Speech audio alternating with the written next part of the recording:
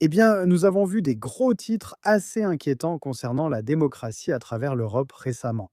Bien sûr, nous avons vu une élection présidentielle roumaine annulée. Nous avons vu en France que le favori pour devenir le prochain président français a été interdit de se présenter. Quand des gouvernements élus, comme celui de l'Italie, reçoivent des instructions de force non élues sur ce qu'ils peuvent et ne peuvent pas faire, je doute que ce soit la démocratie. Mais quand on regarde ce qui s'est passé après l'élection tchèque, c'était très clair. Andrej Babiš à la tête du parti gagnant, ils ont remporté la victoire avec une avance considérable. Et sa coalition avec deux partis eurosceptiques se prépare, par exemple, à proposer l'agenda vert de l'UE. Cependant, vous savez, c'est une nouveauté. Dites-moi ce que vous en pensez dans les commentaires ci-dessous. Que pensez-vous de ce titre? Le président tchèque menace de ne pas nommer le vainqueur des élections, Babiš, comme Premier ministre. C'est absolument incroyable. Donc le président dit que Babiš doit choisir entre être entrepreneur ou homme politique.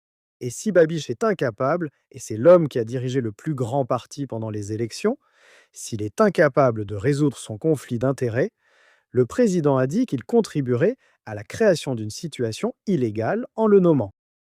Et alors, le vainqueur des élections devrait proposer un autre candidat pour devenir Premier ministre. Maintenant, Babiš est eurosceptique, hein, c'est un milliardaire. Il est impliqué dans de très nombreuses entreprises. Vous pouvez voir là que son parti a gagné.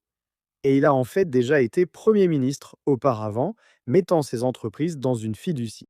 Mais pour moi, c'est tout simplement incroyable. Vous pourriez maintenant avoir une situation où, Babiš étant le propriétaire de centaines d'entreprises, vous pourriez voir le président ne pas lui permettre de devenir Premier ministre. Vous pouvez voir leurs avertissements selon lesquels cela pourrait entraîner la perte des subventions de l'UE s'il n'y a pas de déclaration claire sur la question. Et cela se résume maintenant à un énorme débat constitutionnel. Et vous pouvez voir là le parti à anneaux de Babiš dire que c'est notre candidat, c'est le seul. Ils ont remporté un nombre record de voix. Ils font partie d'une coalition.